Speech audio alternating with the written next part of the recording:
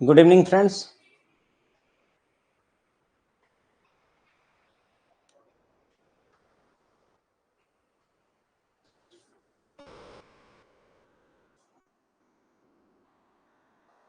Good evening, everyone. Good evening सभी को.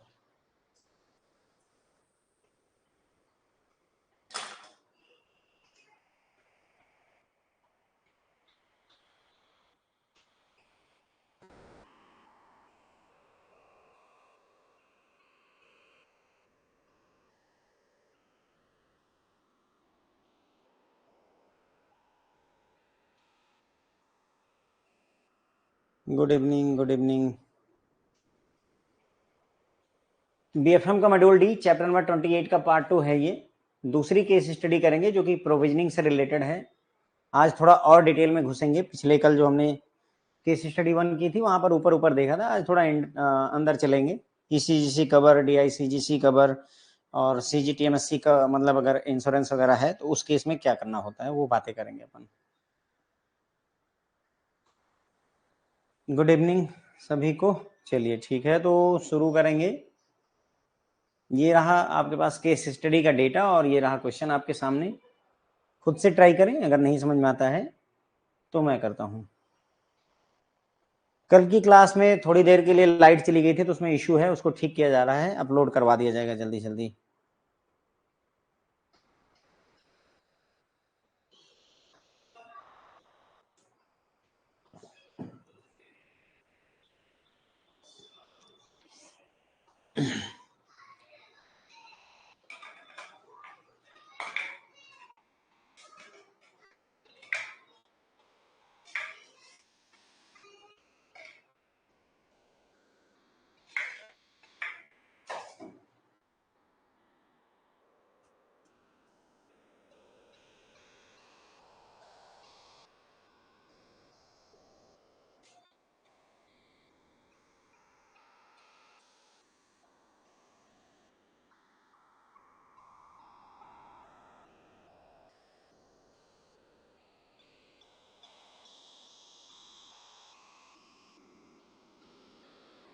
जीत sir, ये हमारा नंबर है 9494787882. इस नंबर पर जो है जो भी आपका एरर है स्क्रीनशॉट वगैरह भेज दीजिए, फिक्स करवा दिया जाएगा.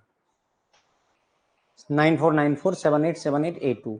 अभी एग्जाम पास में है, एग्जाम करीब है. अगर आपको कोई भी दिक्कत आती है तो बिल्कुल फील फ्री हमसे कनेक्ट करने का पूरा प्रयास करिए, या जल्दी से जल्दी आपके इशू को रिजॉल्व करने का प्रयास किया जाएगा हमारी तरफ से. ओके, मेरी टीम अवेलेबल रहेगी आपके इशू को रिजॉल्व करने के लिए, क्योंकि इस समय अगर कोई प्रॉब्लम आपको हो गई और पढ़ाई में दिक्कत हुई तो बहुत प्रॉब्लम हो जाएगी. तो इन्फॉर्म करिएगा, हम जरूर से जरूर सॉर्ट आउट करेंगे. चलो ठीक है. अब देखो इसमें क्या है, क्वेश्चन जो हमारा है मेरे ख्याल से लगभग लोग ज्वाइन कर चुके हैं. तो बैलेंस आउटस्टैंडिंग कितना है लोन में? 400 करोड़ रुपए का है. ECGC का कवरेज 60% पर अवेलेबल है. और कितने समय के लिए डाउटफुल रहा है? तो 2 साल के लिए रहा है. और कितनी सिक्योरिटी अवेलेबल है? तो 150 करोड़ है. ठीक है, 150 करोड़ की सिक्योरिटी है. और ये 2 साल क्या बताता है हमें? देखो हमने देखा था डाउटफुल की 3 कैटेगरी होती है, डाउटफुल 1, डाउटफुल 2 और doubtful 3. Up to 1 year doubtful 1 है. 1 ईयर से ज्यादा और अप टू 3 ईयर आपका डाउटफुल 2 होता है. और 3 ईयर से भी ज्यादा आपका डाउटफुल 3 होता है. तो ये डाउटफुल कैटेगरी में 2 साल से है, इसका मतलब हमारे इस वाले उसमें आएगा बकेट में. तो ये डाउटफुल 2 कैटेगरी का है. डाउटफुल 2 कैटेगरी में हमारा प्रोविजनिंग का कॉन्सेप्ट क्या है? सिक्योर्ड पोर्शन पर 40% और अनसिक्योर्ड पोर्शन पर 100% की प्रोविजनिंग हम करते हैं. ठीक है, तो ये इतनी बातें हमें यहाँ पर समझ में आती हैं. अब पहले जो हम लोग करते थे, ECGC नहीं दिया होता था. अगर ECGC नहीं दिया होता तो हम क्या करते थे? 400 करोड़ रुपए टोटल हैं, उसमें से 150 करोड़ हमारे सिक्योर्ड हैं. ठीक है, चलो. और अनसिक्योर्ड कितना बना? 400 में से घटाते तो 250 करोड़ रुपए हमारा आ जाता. ये अनसिक्योर्ड हो जाता. दिस इज सिक्योर्ड पोर्शन, ये है अनसिक्योर्ड पोर्शन. बस उठा करके यहाँ हम क्या करते हैं, यहाँ 40% और यहाँ पर 100% निकाल करके जोड़ देते. ठीक है, तो यहाँ लेकिन अब क्या है, ECGC ने कवरेज अवेलेबल करवा दिया है. तो सवाल ये है कि 60% किस चीज का? क्या ये पूरे 400 करोड़ का 60%, सिर्फ 150 करोड़ का 60%, या फिर 250 करोड़ का 60%? तो ध्यान रखिएगा, ये जो ईसीजीसी वगैरह कवरेज देता है ये अनसिक्योर्ड पोर्शन पर देता है। देखो 150 करोड़ का तो तुमने सिक्योरिटी अपने पास रखी है, इस पर कोई लफड़ा ही नहीं है। इसके अलावा जो बचा, जो ये 250 करोड़ रुपए बचे हैं, इसका 60% जो है ईसीजीसी तुमको देगा। अगर लोन नहीं अदा कर पाया कस्टमर तो ईसीजीसी 250 करोड़ का 60%, मेरे ख्याल से 150 करोड़ रुपए आपको देगा। तो देखो 150 करोड़ रुपए कस्टमर ने आपके पास रखे हुए थे और 150 करोड़ रुपए जो है ईसीजीसी आपको दे देगा, तो 300 करोड़ मिल गए। बचा कितना? केवल 100 करोड़ रुपए बचा, जो कि आपका पंगे में है। सिर्फ कितना बचा? 100 करोड़ रुपीज बचा, जो आपका पंगे में है। तो अब हमारे लिए सिक्योर्ड पोर्शन कितना हो गया? ये वाला 150 करोड़ हो गया हमारा सिक्योर्ड पोर्शन, और अनसिक्योर्ड पोर्शन कितना हो गया? केवल 100 करोड़ रुपए। बस ये चेंज आ जाता है। अब 150 करोड़ का अपन 40% लेंगे और इसका पूरा का पूरा 100% ले लेंगे, तो ये हो जाएगा 15 चौके 60 और ये 100 हो जाएगा 160 करोड़, 160 करोड़ का। ठीक है, ध्यान रखिए, बस यही कॉन्सेप्ट आपको दिमाग में रखना है कि ईसीजीसी कवरेज किस चीज पर देता है? केवल अनसिक्योर्ड पोर्शन पर देता है। कहां पर देगा? अनसिक्योर्ड वाले पोर्शन को कवरेज देता है। बस ये बात अगर आप दिमाग में रख सकेंगे तो क्वेश्चन में कोई डिफिकल्टी नहीं आने वाली है। अब इसी चीज को मैंने यहाँ थोड़ा सा एक्सप्लेन किया हुआ है। कुछ टर्म्स हैं जो थोड़ा सा समझ लेना आवश्यक है। देखो हमारे पास आउटस्टैंडिंग बैलेंस कितना था? 400 करोड़ का। कितनी सिक्योरिटी है हमारे पास में? 150 करोड़ की। तो अनसिक्योर्ड अमाउंट कितना बचा? इसमें से इसको घटा दे तो 250 करोड़ रुपए। This is unsecured amount. ठीक है, और उसमें से अनसिक्योर्ड अमाउंट में से ईसीजीसी का कवरेज जो कि 60% होगा, किसका? अनसिक्योर्ड बैलेंस का ही 60%, ये वाले का 60%, 150 करोड़ रुपए। अब 250 करोड़ रुपए अनसिक्योर्ड था, उसमें से 150 करोड़ रुपए आपने ईसीजीसी से कवरेज ले लिया, तो बचा कितना? 100 करोड़। और इस 100 करोड़ को बोलते हैं अनसिक्योर्ड एंड अनकवर्ड पोर्शन। क्या बोलते हैं? Net unsecured and uncovered portion.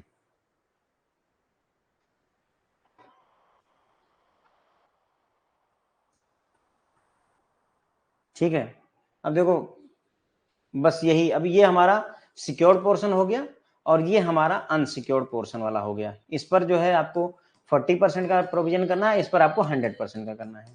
अगर ईसीजीसी कवरेज ना होता तो ये सारी कहानी ना होती, हम इसी को ही अनसिक्योर्ड मानते और इसी पर ही 100% कर देते। इतना ही फर्क आता है। ठीक है, अब उसके बाद में देखो कल मैंने आपको बताया था D1 के केस में 25% एंड 100% है कवरेज, राइट? 25% सिक्योर्ड का और अनसिक्योर्ड का 100%।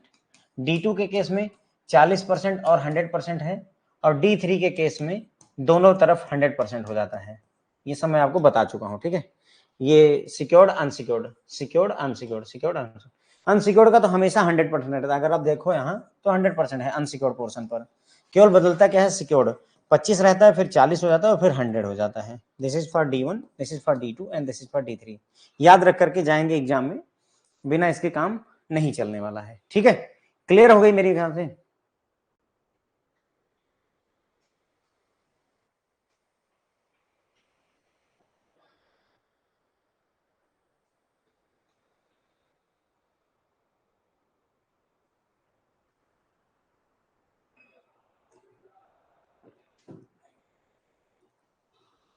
नहीं, देखो जो अमाउंट आपको ईसीजीसी दे रहा है भाई, देखो ईसीजीसी जो आपको अमाउंट दे रहा है, इस पर प्रोविजनिंग करने की आवश्यकता नहीं है। जो आप लोगों का सवाल जो है आ रहा है, ईसीजीसी जो आपको कवरेज दे रहा है, इसमें प्रोविजन करने की जरूरत नहीं। आप ये बोल रहे हैं कि सर 150 करोड़ की सिक्योरिटी है और 150 करोड़ ईसीजीसी का, तो 300 करोड़ हो जाएगा। नहीं, ईसीजीसी वाले अमाउंट में वो पैसा हमें मिलेगा ही मिलेगा, उसके लिए हमें कुछ करने की आवश्यकता नहीं है। ठीक है, एक बार सब स्टैंडर्ड में, चलो ठीक है, सब स्टैंडर्ड देख लीजिए, कोई दिक्कत नहीं है। सब स्टैंडर्ड में हमने देखा था कि अकाउंट हमारा या तो सिक्योर्ड होगा और या तो फिर अनसिक्योर्ड होगा। अगर सिक्योर्ड है तो 15% की प्रोविजनिंग है, अगर अनसिक्योर्ड है तो 25%, 25% की प्रोविजनिंग है। सिक्योर्ड है या अनसिक्योर्ड, उसका फैसला कैसे करते हैं? अनसिक्योर्ड तब होगा जब जो हमारा रियलाइजेबल वैल्यू ऑफ सिक्योरिटी है वो 10% तक हो। अप टू 10% अगर रियलाइजेबल वैल्यू ऑफ सिक्योरिटी है तो उसे अनसिक्योर्ड मानते हैं, 10 से ज्यादा है तो उसे सिक्योर्ड मानते हैं। ये वाला कॉन्सेप्ट यूज होता है। ठीक है, जैसे आगे बढ़ते हैं। ठीक है, एक और क्वेश्चन देखते हैं। जो कुछ कमी रह जाएगी वो यहाँ पर पूरी हो जाएगी। कर देंगे जसवंत सर, एक्सेलरेटेड वाले पर भी करवा दूंगा। चलते जाते हैं, 4-5 केस स्टडी करेंगे और क्लियर हो जाएगा आपका एनपीए पे, नॉट टू वरी, सब सिखा देंगे। अब चैप्टर लिया है तो छोड़ेंगे, ठीक है। क्वेश्चन है, आउटस्टैंडिंग बैलेंस हमारा 10 लाख का है, सीजीटीएमएससी का कवर दिया हुआ है। कवर में 3 कंडीशन है सीजीटीएमएससी की, या तो जितना आउटस्टैंडिंग है उसका 75% देंगे, या तो जितना अनसिक्योर्ड अमाउंट है उसका 75% देंगे, या तो 37.5 लाख देंगे, जो भी इसमें से कम हो, व्हिचएवर इज लीस्ट, जो भी कम हो, इन तीनों में जो कम होगा। उसके बाद में कितने समय तक हमारा ये एडवांस डाउटफुल रहा है, तो 3 साल, मोर देन 3 ईयर, इसका मतलब ये हमारा D3 कैटेगरी में आएगा। 100% जो है सिक्योर्ड पर करेंगे और 100% ही अनसिक्योर्ड पर करेंगे। और सिक्योरिटी हमारे पास कितनी है, 1.5 लाख रुपए की हमारे पास सिक्योरिटी है। अब आपको ये बताना है कि कितना प्रोविजन करना होगा। इस क्वेश्चन में हमें बताना है प्रोविजन कितना करना होगा। तो देखो हमारे पास कितना है, 10 लाख रुपए लोन है, उसमें से 1.5 लाख देखो हमारा सिक्योर्ड पोर्शन है। क्यों, क्योंकि कितनी सिक्योरिटी है, तो बचा कितना अनसिक्योर्ड में, 8.5 लाख रुपए, केवल 8.5 लाख बचा ना, 10 में से 1.5 घटा है, 8.5 लाख, ठीक है। और इस 8.5 लाख जो है हमारा, इस पे हमें सीजीटीएमएससी का कवर मिलेगा। कितना, जितना आउटस्टैंडिंग उसका 75%, तो हमारा आउटस्टैंडिंग 10 लाख है, इसका 75% अगर अपन निकालेंगे तो आ जाएगा 7.5 लाख, ठीक है। या जितना अनसिक्योर्ड अमाउंट है, अभी देखो हमने निकाला अनसिक्योर्ड अमाउंट हमारा कितना है 8.5, इसका 75% अगर अपन निकालेंगे, ठीक है, कैलकुलेट कर लीजिए इसको, 7 पॉइंट, इसका 75% कैलकुलेट करिए, मेरे ख्याल से 6.38 ऐसे कुछ आएगा, ठीक है, 6.38 लाख आएगा। और उसके बाद में तीसरा क्या है, 37.50 लाख, 3 विकल्प हैं, 7.5 लाख, 6. एक ये है हमारे पास, एक ये है, यानी कि अगर हम देखें आउटस्टैंडिंग का 7.5, अनसिक्योर्ड का 6.38 और ये 37.50, इसमें से कौन सा लीस्ट है, सबसे कम कौन सा है, तो भाई सबसे लीस्ट जो है यही वाला है 6.38, हाँ ठीक है 6.38 लाख, ठीक है। तो इसका मतलब ये हो इतने अमाउंट पर सीजीटीएमएससी हमको वो दे देगा, कवर दे देगा, हमें वापस कर देगा। सीजीटीएमएससी हमारे पास आएगा, बोलेगा 8.5 लाख में से 6.38 लाख आज से तुम्हारे हुए, ठीक है। तो 6.38 लाख हुए, तो कितना बचा हमारा, और 8.5 लाख में से इसको घटाइए, इसमें से 8.5 में से 6.38 करिए,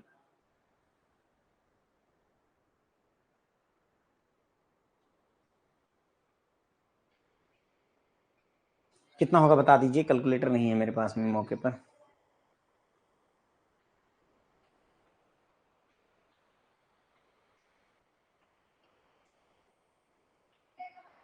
2.12 लाख, ठीक, तो 2.12 लाख हो गया हमारा, ठीक है। अब देखो, अब समझने के लिए अगर हम देखें तो हमारे पास में सिक्योर्ड पोर्शन कितना है, 1.5 लाख का, क्यों, क्योंकि उतनी ही हमारे पास में सिक्योरिटी अवेलेबल है, तो 1.5 लाख हो गया। और अनसिक्योर्ड कितना रह गया, 2.12 लाख रह गया मात्र, ये वाला, क्योंकि ये तो पूरा कवर होके हमें मिल जाएगा। तो हमें 1.5 लाख पर कितने की करनी पड़ेगी, 100% की प्रोविजनिंग करनी पड़ेगी। क्यों, क्योंकि ये D3 कैटेगरी में आ रहा है, D3 में 100% यहाँ करेंगे तो 1.5 लाख आ जाएगा, और यहाँ पर भी 100% करेंगे अनसिक्योर्ड में भी, क्यों 100%, क्योंकि D3 में है, तो 2.12 यहाँ आ जाएगा। तो कितना हो जाएगा, 3.62 लाख, इतनी की प्रोविजनिंग करनी पड़ेगी, ठीक है। देखो क्वेश्चन डिफिकल्ट नहीं है, फंडा केवल समझने की बात है, कंफ्यूजन ना पालिएगा, सिंपल सा है। 3.6263 आसपास ही है, कोई बड़ा मुद्दा नहीं है, ठीक है। अब देखिए इसी पर 2 क्वेश्चन हैं, दोनों आप आंसर कर सकते हैं, जो बातें हमने अभी तक पढ़ी उसी की सहायता से।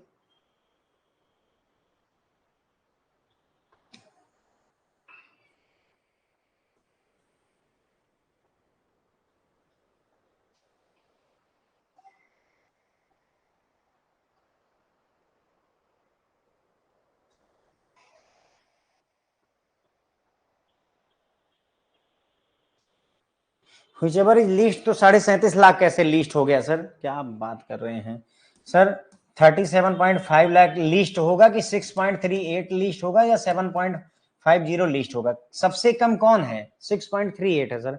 37 लाख तो बहुत ज्यादा है, वहां कहाँ चले जाएंगे? ठीक है, अब इन्होंने पूछा है कि देखो, अब क्वेश्चन इसमें मैं कई बना सकता हूं, मैंने बस काम कर लिया हुआ है।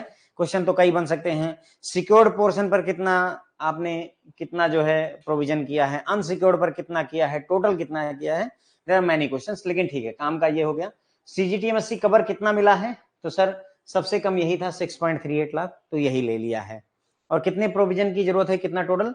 तो 3.62 लाख प्रोविजन करने की आवश्यकता थी। ठीक है, अब वही एक्सप्लेनेशन मैंने यहाँ डाली हुई है। टोटल 10 लाख था, उसमें से 1.5 लाख रुपए हमारे सिक्योरिटी है, तो 8.5 लाख बचे। 8.5 लाख में से 75% ऐसे लिख दिया है, सीजीएमएससी कवर मिलेगा हमको 6.38 लाख का। किसका 75%? जो हमारा अनसिक्योर्ड पोर्शन का था। अब एग्जाम में मान लो इसमें से एक आधी कंडीशन हटा दे, तो अब इतने समझदार हो कि कोई दिक्कत नहीं, हमने 3 कंडीशन डाली है, हो सकता है वो 2 ही कंडीशन डाले, ये वाली लाइन हटा दे, तो ये कोई बहुत बड़ा मुद्दा नहीं है, सिंपल सी बातें अपन कर रहे हैं। ठीक है, तो वहां घबराना नहीं है। नेट हमारा आ जाएगा अनसिक्योर्ड पोर्शन 2.12। अब चूंकि 100% का प्रोविजन है, तो 100% कर दिया अपन ने। ठीक, क्वेश्चन नंबर 4 देख लीजिए।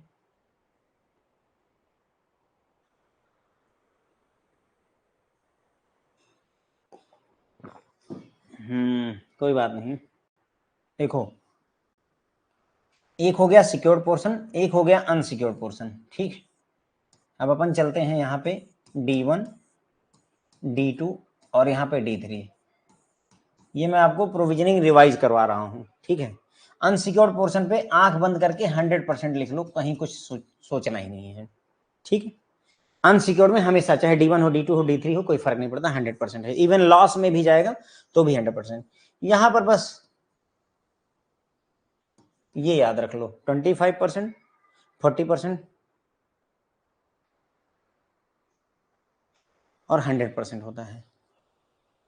ठीक है,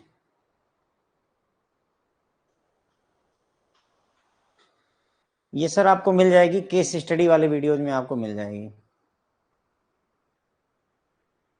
ठीक है, क्वेश्चन नंबर 4 है, XYZ एक बैंक है, उसने 20 लाख लोन दिया हुआ है मिस्टर मानव को, और वो लोन जो है सब स्टैंडर्ड कैटेगरी में चला गया इतनी तारीख को, 10 मई 2023 को, और जिसमें आउटस्टैंडिंग बैलेंस केवल 18 लाख रुपए का बचा हुआ है।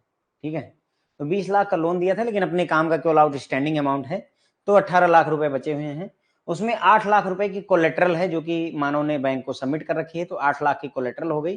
तो हमारा टोटल लोन 18 लाख का है, उसमें से 8 लाख रुपए हमारे सिक्योर्ड हो गए। राइट, क्यों? क्योंकि वहां पर कोलेट्रल है। अब ये डाउटफुल 1 में चला गया है। अब यहाँ कोई सीजीटीएमएससी और ईसीजीसी कोई बात नहीं हुई है, तो बड़ा ही सरल सा क्वेश्चन है हमारा, ये डाउटफुल 1 में है।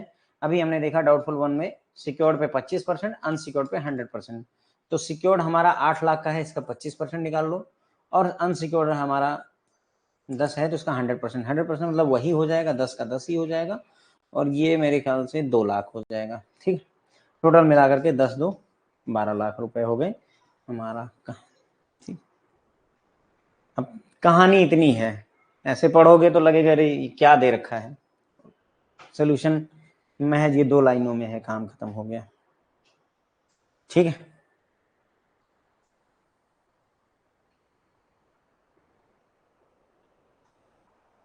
बस यहीं पर अपनी ये क्लास, मान लीजिए हमने 4 क्वेश्चंस करे हैं। किसी को किसी पर्टिकुलर क्वेश्चन में अगर डाउट है तो पूछ लीजिए, अदरवाइज जो है मेरी तरफ से आज की डील खत्म है। थैंक यू सो मच तारीफ के लिए।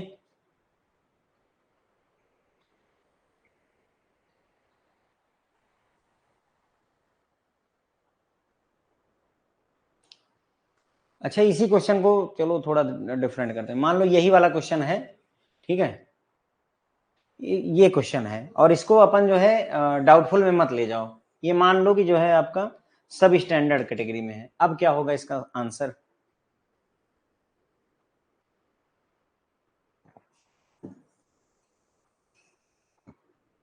अभी इस समय ज्यादा 1 घंटे की क्लास के चक्कर मत पड़िए, एबीएम भी पढ़ना है, थोड़ा थोड़ा पढ़ते हुए चले चलिए फटाफट। जो भी पार्ट सीजीटीएमएससी या यहाँ सीजीटीएमएससी कहीं पर आपको डीआईसीजीसी भी मिलेगा, ये जो पार्ट ये लोग अदा कर रहे हैं उस पर हमें प्रोविजन करने के लिए वो पैसा 100% हमारे पास आना ही आना है। ठीक है, तो अगर इस क्वेश्चन में हम सब स्टैंडर्ड ले लें तो क्या होगा, तो देखो हमें बस केवल ये करना होगा कि जो हमारे पास 400 करोड़ है इसका हम 10% कैलकुलेट करेंगे, आ जाएगा भाई 40 करोड़। 40 करोड़ आने के बाद में ये देखेंगे क्या हमारे पास 40 करोड़ से ज्यादा की सिक्योरिटी, हाँ ज्यादा की है, तो इसका मतलब ये सिक्योर्ड वाला सब स्टैंडर्ड हो गया। तो पूरा जितना भी आउटस्टैंडिंग है उसका 15%, 15 चौकी 60 करोड़। और सर ईसीजीसी का क्या होगा, ये सब बेकार हो जाते हैं, किसी काम का नहीं है। मैंने आपको ये समझाया था ईसीजीसी सब देखना ही नहीं है, देखना, आंखें बंद करिए, कुछ देखना नहीं है। ध्यान दीजिए अतुल सर, ये गलती मत करिए जो आपने करी हुई है। ठीक है, ईसीजीसी वगैरह का कोई मतलब नहीं है सब स्टैंडर्ड में, बिल्कुल बेकार है। ठीक है, 150 करोड़ की ये संपत्ति भी किसी काम की नहीं है, ये 400 करोड़ की हो जाए तो भी किसी काम की नहीं है आपको, तब भी मैं बोलता हूँ ये 400 करोड़ हो जाए, ठीक है, ये आपका 100% हो जाए, उसके बावजूद भी तुम्हारा जो ये आपको ये करना है प्रोविजनिंग, वो 60 ही करोड़ की करनी पड़ेगी।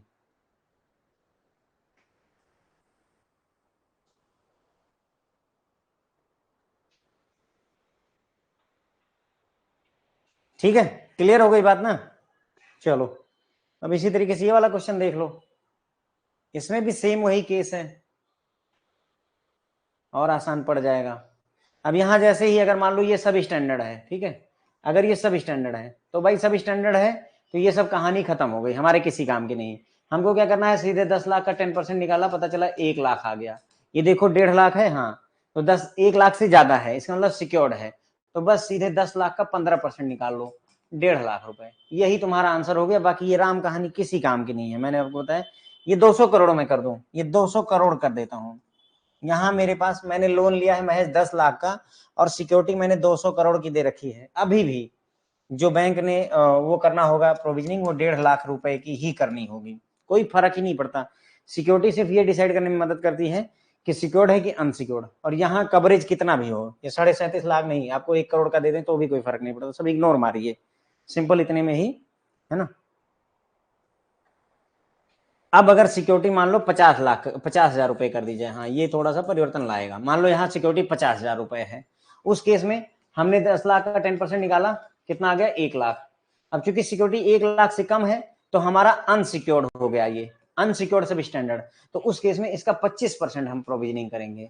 कितना 25%, क्यों, क्योंकि 1 लाख होना चाहिए, 1 लाख से 1 लाख तक है तो जो है आपका अनसिक्योर्ड है, और यहाँ 50,000 है तो अनसिक्योर्ड, 1 लाख का 25% यानी 2.5 लाख रुपए की प्रोविजनिंग करनी पड़ेगी, 2.5 लाख रुपए अलग रखने पड़ेंगे। प्रोविजनिंग का मतलब समझ में आ रहा है ना। देखो स्वाति मैम, पिछले कल भी समझाया था, पिछले कल भी पढ़ाया था भाई सब स्टैंडर्ड, यार मुझे समझ नहीं आता कि जैसे ही सब स्टैंडर्ड शुरू होता है आप लोग बेहोश क्यों होने लगते हैं तुरंत ही कंफ्यूजन पा लेते हैं। भाई सिंपल सा, ये देखो ये सब देखना बंद कर दो, ऐसा चश्मा लगाओ ना जिसमें ये सब दिखे ही ना, ये सब हमें कुछ दिख ही नहीं रहा। सर क्या दिख रहा है, सर मुझे बस केवल 3 चीजें दिख रही हैं, 10 लाख रुपए दिख रहे हैं, 1.5 लाख रुपए दिख रहे हैं, और ये सब स्टैंडर्ड है। बस ये 3 चीजें देखो, बाकी सब आंखें बंद कर लो, मुंह दो आंख कतो का चुना ही, मतलब आंख बंद करिए, संसार में कुछ है ही नहीं। ठीक है, तो 10 लाख, अब बस ये देखो कि जो हमारी सिक्योरिटी है वो ये जितना आउटस्टैंडिंग है उसका 10% या 10% से कम है कि नहीं, तो इसका 10% अगर कैलकुलेट करोगे तो हमारा आ जाएगा 1 लाख। तो 1 लाख या 1 लाख से कम है नहीं, ज्यादा है, तो इसका मतलब ये हमारा सिक्योर्ड वाला हो गया, और सिक्योर्ड के केस में 15% की प्रोविजनिंग करनी, इसका 15% सिंपल निकाल लो, कितना हो जाएगा 1.5 लाख रुपए। बस यहीं पर ही पूरी कहानी खत्म होती है, बाकी चाहे जितना लिखा हो कि राम लंदन गया फ्रांस से पैसे लेकर, कोई फर्क ही नहीं पड़ता है, बस सिंपल इतना ही चलता है। ठीक है, क्लियर हो जाती है मेरे ख्याल से बात। इसको भी देख लो, सब स्टैंडर्ड में, सब स्टैंडर्ड के तराजू में इसको तोल लो। अब देखो क्या देखना है, 18 लाख रुपए की आउटस्टैंडिंग है और 8 लाख रुपए का हमारा सिक्योरिटी है। 18 लाख का 10% निकाला सर, आया 1.8 लाख।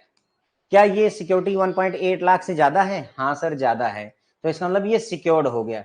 तो सिक्योर्ड हो गया तो जितना आउटस्टैंडिंग है उसका 15%, 15%, तो ये हो जाएगा मेरे ख्याल से 2.7 लाख रुपीज, 2.7 लाख रुपीज की प्रोविजनिंग अपन कर देंगे, बस काम खत्म हो जाएगा।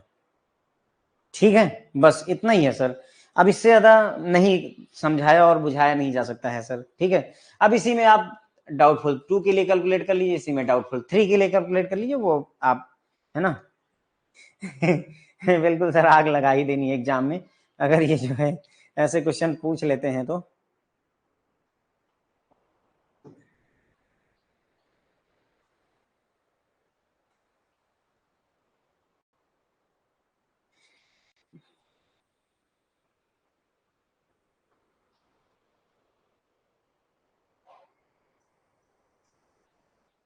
सर 25% का सब स्टैंडर्ड में 25% सर देखो, अगर सिक्योर्ड है, सिक्योर्ड सब स्टैंडर्ड है तो 15% की प्रोविजनिंग होती है, अनसिक्योर्ड सब स्टैंडर्ड है तो उस केस में 25% की प्रोविजनिंग होती है। आती है सर, पिछले साल भी आई थी प्रोविजनिंग की केस स्टडी, हमेशा पूछी जाती है। बहुत ज्यादा कठिन नहीं ले जाते, पिछली बार वाली दिसंबर 2023 की तो कठिन थी, अदरवाइज ज्यादा कठिन नहीं होती, बड़ी ही सरल सी केस स्टडी देते हैं। 3 लाइनें लिखेंगे, एक आदमी उसमें एक बैंक ने 100 करोड़ का लोन दिया है, उसमें 20 करोड़ रुपए की जो है सिक्योरिटी अवेलेबल है और अकाउंट जो है सब स्टैंडर्ड में है, बस काम खत्म। अब इसी पे पूछ लेंगे कि अगर ये डाउटफुल DB1 भी कहीं D1 की जगह DB1 भी लिखा जाता है, ये DB1 में है तो कितना प्रोविजन, DB2 में है तो कितना प्रोविजन, DB3 में है तो कितना प्रोविजन, अगर सब स्टैंडर्ड में है तो कितना प्रोविजन, इस तरीके से क्वेश्चन पूछते हैं ज्यादातर। ओके,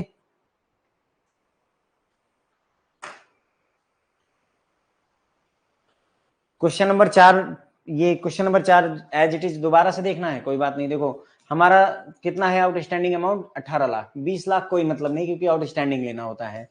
उसमें से हमारे पास 8 लाख रुपए की सिक्योरिटी है, FD सोना चांदी घर द्वार कुछ रख के गया है हमारे पास। बचा कितना जो हमारे पास नहीं आ पाया, 10 लाख रुपए ऐसे हैं जो कस्टमर को ही पीट पीट के निकलवाने पड़ेंगे।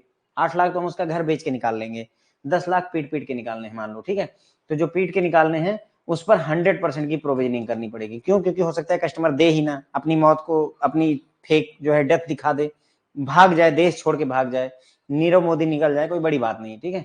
उसका हमें 8 लाख रुपए पर ये वाला चूंकि हमने सोना चांदी गिरवी रखा हुआ है तो इसको हम कवर कर सकते हैं, तो डाउटफुल 1 के केस में 25% की प्रोविजनिंग कर देंगे, ठीक है। 8 लाख का 25% 2 लाख हो गया और 10 लाख का 10 ही हो जाएगा, तो 10 2 12 लाख रुपए फंड्स हमारे टोटल जो है प्रोविजनिंग करनी होगी, ठीक है। बस हाँ, इंफ्रास्ट्रक्चर वाले में सब स्टैंडर्ड में 20% का होता है सर। धर्मेंद्र सर पूरा बताया तो था सर अभी, ये क्वेश्चन नंबर 1 भी तो आपको बताया था, देखिए ये है क्वेश्चन नंबर 1। ये है कितना आउटस्टैंडिंग बैलेंस है हमारा, 400 करोड़ का, उसमें से 150 करोड़ हमारे सिक्योर्ड हो गए, तो बचा कितना, 250 करोड़। 250 करोड़ में से ECGC ने 60% का वादा किया है, तो हमारा 250 करोड़ का 60% 150 करोड़ रुपए हमारे सुरक्षित हो गए, तो बचा कितना जो पीट पीट के निकालने वाला, 100 करोड़ रुपए, या उससे वसूलना है, ठीक है। तो 100 करोड़ रुपए वसूली भाई से मिलेंगे और 150 करोड़ रुपए हमारे संपत्ति बेचने से मिल जाएंगे। तो इस पर जो है अगर मान लो ये डाउटफुल 1 में है, डाउटफुल 2 में था शायद, तो इस पे 40% का करेंगे और इस पे जो है 100% का कर देंगे अपन, ठीक है।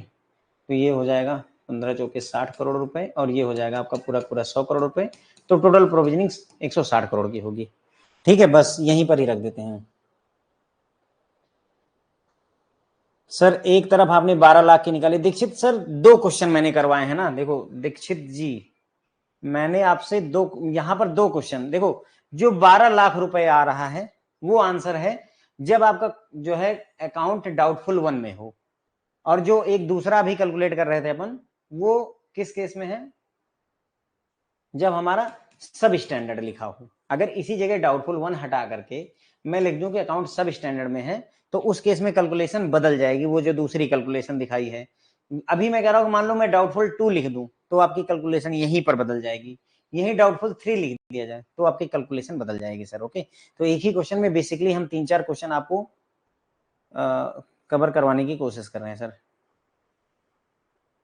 ठीक है सर। चलिए ठीक है, सभी को गुड नाइट, कल फिर मिलेंगे, मंडे है, कल फिर मिलेंगे इसी टाइम पे, और ज्यादा, हाँ ये अच्छा क्वेश्चन है मणिशंकर जी, सिली क्वेश्चन नहीं है। प्रोविजनिंग क्या होती है देखो मैं समझाता हूँ। सोचो जो है आदमी बेटों के लिए उतनी चिंता नहीं करता, जैसे ही बेटी होती है तुरंत ही सुकन्या समृद्धि खुलवा लेता है, काहे के लिए, या फिर उसके नाम एफडी करवा देते हैं, 1 लाख रुपए की एफडी करवा देते हैं। क्यों? आप प्रोविजनिंग कर रहे हैं कि कल को उसकी खर्चे के लिए, मतलब उसकी पढ़ाई के लिए, उसकी शादी के लिए हमें पैसे जोड़ने हैं, प्रोविजनिंग करना शुरू कर दिया। ठीक है, यही है रियल लाइफ एग्जांपल। अब बैंक के पॉइंट ऑफ व्यू से देखिए, बैंक में क्या है, सोचो कि बैंक ने 1 लाख रुपए का लोन दिया है। कितने का? 1 लाख का लोन दिया है। अब 1 लाख का अगर लोन दिया है और वो एनपीए में कन्वर्ट हो गया, तो ये होता है कि ये पैसा हो सकता है अब लौटे ना। बैंक के माइंडसेट में चलता है कि हो सकता है हमारा अब 1 लाख पूरा डूब सकता है। तो आरबीआई ये बोलता है कि अब सोचो 1 लाख अगर पूरा डूब जाए, पूरा डूब जाए, तो ऐसे, अब ये तो चलो 1 लाख एक छोटी रकम है, लेकिन ऐसे 10,000 करोड़ लोन दिया है बैंक ने। कितना? 10,000 करोड़ रुपए का लोन दिया है, और ये पूरा का पूरा एक साथ ही डूब जाए, भाई बैंक ऐसे सिमट जाएगा। 10,000 करोड़ रुपए पूरे के पूरे डूब गए तो बैंक के पास सोचो 12,000 करोड़ है, तो बचे क्या? 2,000 करोड़। तो एकदम से पतले हो जाओ, मतलब ऐसे समझो तुम 60 किलो के थे, एकदम अचानक से 2 किलो के बचे, बहुत प्रॉब्लमेटिक हो जाएगा। तो आरबीआई बोलता है कि यार ऐसा करो ना कि थोड़ा थोड़ा पैसा अलग रखो, थोड़ा थोड़ा पैसा तुम अलग रखो। कैसे? तो बोले ऐसा है कि जब ये अकाउंट स्टैंडर्ड है 1 लाख का, तो स्टैंडर्ड के केस में देखो, ध्यान दो, बहुत ज्यादा 2% का, 0.25% का ऐसे प्रोविजनिंग करवाते हैं। ठीक है, एग्जाम्पल के लिए मान लेते हैं कि 2% की प्रोविजनिंग करवा दी स्टैंडर्ड के केस में, तो 2% का मतलब ये हुआ कि 2,000 रुपए बैंक ने अलग रख लिए। अकाउंट चल रहा है, ईएमआई आ रही है, फिर भी सब ठीक है, तो बैंक ने 2,000 रुपए अलग रख लिए। चलो ठीक है, अगर डूबेगा तो कम से कम 2,000 मेरे पास अलग रखे हैं। अब कितना डूबेगा? केवल 98,000 रुपए डूबेंगे मेरे। ठीक है, जब अकाउंट में पैसे और नहीं आए, अब अकाउंट एनपीए से सब स्टैंडर्ड में जब चला गया, तो आरबीआई बोलता है ऐसा करो यार, 15% अलग रखो, 15% या 25%, जैसी परिस्थितियां हो। तो मैं मान लेता हूं कि 15% रखने के लिए कहा, तो अब क्या हुआ, तुम 1 लाख रुपए का 15,000 रुपए तुमने अलग रख दिया उठा करके। कितना रखा अलग? 15,000। अब कितना डूब सकता है सर? 85,000 इकट्ठा डूब सकता है। जब ये अकाउंट और आगे बढ़ा, डाउटफुल 1 की कैटेगरी में आया, तो आरबीआई बोलता है कि अब 25% की प्रोविजनिंग कर दो। तो 15 की तो पहले ही कर रखी थी, अब हम 10 की और कर देंगे। बेसिकली ओवरऑल अब हम 25,000 रुपए अलग उठा के रख देते हैं। जब ये डाउटफुल 2 में जाता है, तो बैंक बोलता है कि अब ऐसा करो 40% की प्रोविजनिंग करो, यानी 40,000 रुपए अलग रखो। ठीक है, अपने प्रॉफिट से। कहां से अलग रखोगे? अपने प्रॉफिट से उठा करके रखो। डाउटफुल 3 में गए तो बोला अब पूरा पूरा 1 लाख उठा के रख दो अलग, प्रॉफिट से निकालकर 1 लाख रुपए अलग रख दिया। अब इससे क्या है कि मतलब अगर मान लो किसी वजह से स्थिति ऐसी बनती कि पैसा नहीं आता, तो कम से कम 15,000 रुपए अलग रखे हुए हैं, एकदम अचानक से तुम्हारे ऊपर लोड नहीं आएगा। 15,000 रखे हुए थे, या इस स्थिति में बैंक दिवालिया होने की स्थिति में जाता तो 25,000 रुपए अलग रखे हुए हैं। तो ये होता है प्रोविजन करके रखना, कि अगर मान लो सब कुछ डूबने लगे तो कम से कम इतना इंतजाम तुम अलग करके रखे हुए। वही मैंने कहा कि एकदम अचानक से 60 किलो से 2 किलो की स्थिति ना बने। 60 किलो से धीरे धीरे घटते घटते, हम देख रहे होगे आप, है ना, 2,000, फिर 15,000, फिर 25,000, फिर 40,000, ऐसे बढ़ाते चले गए उधर की तरफ में। तो हमें अचानक से 1 लाख रुपए कहीं से ला करके नहीं डालने की जरूरत है। ये कई वर्षों में होगा। ये इतना काम होने में, ये हम यहाँ पहुंच रहे हैं, इतना होने में लगभग 5 साल लग जाएगा। 1 लाख रुपए देने में हमें 5 साल। तो धीरे धीरे करके हम, पहले एनपीए हुआ, फिर हमने 2,000 स्टैंडर्ड में था तो 2,000 रखा, फिर 1 साल तक 15,000 रखा, फिर अगले साल जो है 25,000 रखा, फिर अगले तीसरे और चौथे साल में हम जो है 40,000 रखेंगे, 5वें साल में जाकर के 1 लाख रखेंगे। तो अचानक से मेरे ऊपर 1 लाख रुपए डूबने का या 1 लाख रुपए का इंतजाम करने की टेंशन नहीं आती। धीरे धीरे कंसिस्टेंट मैनर में ये बढ़ता चला जाता है। तो आई बिलीव जो है ये हो जाएगा काम। ठीक है, क्लियर हो गया मेरे ख्याल से प्रोविजनिंग क्या होती है। मैंने पढ़ाया हुआ है, जहां कॉन्सेप्ट मैंने सिखाया वहां पर पढ़ाया हुआ है, यहां पर नहीं पढ़ाया हुआ है। चलो ठीक है, सभी को गुड नाइट मेरी तरफ से। कल फिर मिलेंगे एक और अच्छी केस स्टडी के साथ। Thank you so much.